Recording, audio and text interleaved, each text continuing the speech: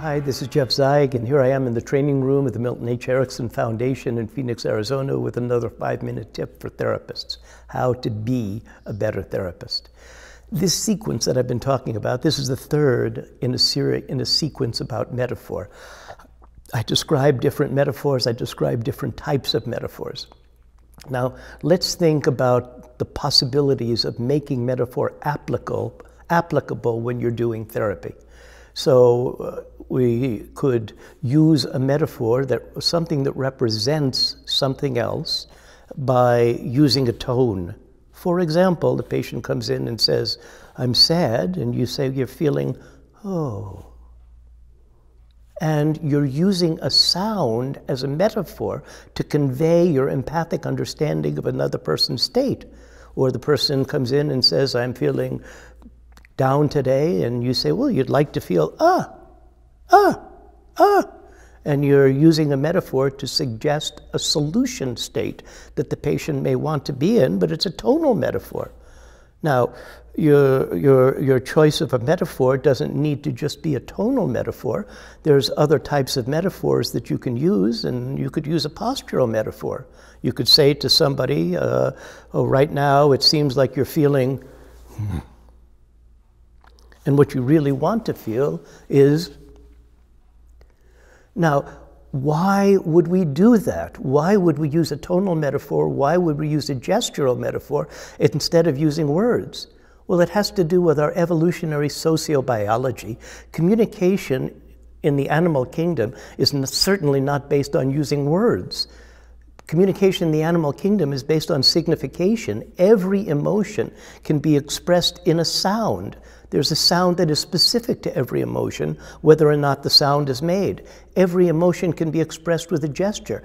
There's a gesture for every emotion, whether or not that gesture is made.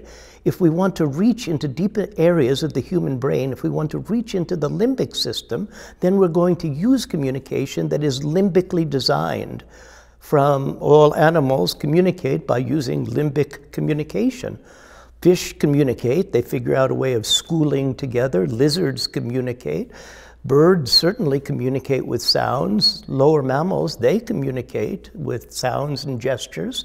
So if we want to reach, if we think that problems are located somewhere in limbic areas of the brain, we might want to use communication that resonates more deeply with deeper structures in the brain, limbic communication.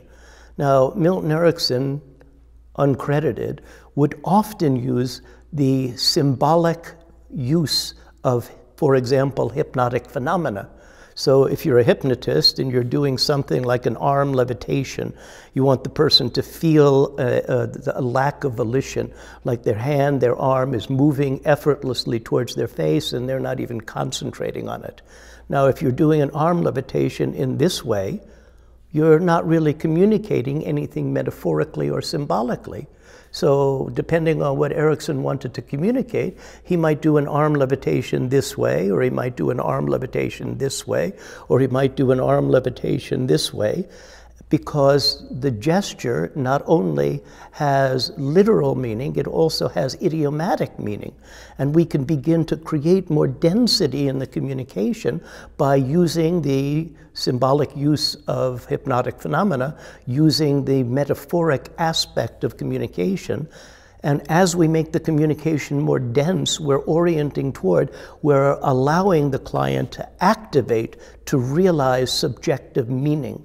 So much of psychotherapy is about helping people to move things into the world of subjective meaning where they can activate as agents on their own behalf. When we begin to use metaphor, when we recognize how to use figurative language, when we realize how we can use signification, we can empower our communication anytime that it is that we want to help somebody to realize a concept, to change their state. This is Jeff Zeig in Phoenix, Arizona, with another 5-minute therapy tip for therapists. Thank you.